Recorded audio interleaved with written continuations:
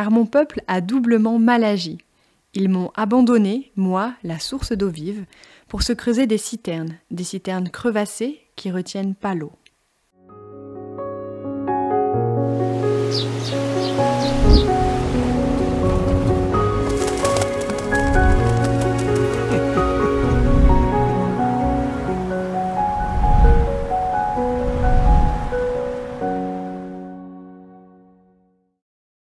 Bonjour à tous, j'espère que vous allez bien et je suis contente de vous retrouver pour ces 2 minutes avec Dieu. Et aujourd'hui, le passage que je vous propose se trouve dans Jérémie.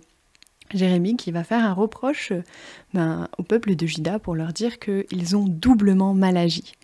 Doublement mal agi parce que la première chose, c'est qu'ils se sont détournés de la source d'eau vive, cette source d'eau vive qui nous vient de Dieu. Et un autre péché qu'ils commettent aussi, c'est d'essayer d'enfermer Dieu d'une certaine manière et surtout de le contraindre et de ne pas le laisser tel qu'il est.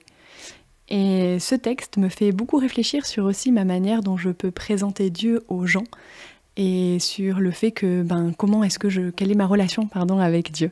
Est-ce que je suis toujours avec lui ou alors est-ce qu'il est facile pour moi de me détourner de lui et de me faire d'autres dieux comme les réseaux sociaux ou le travail, toutes ces choses-là qui peuvent parasiter ma vie et me donner cette impression que c'est ma source d'eau vive alors que cette vraie source d'eau vive nous vient de Dieu.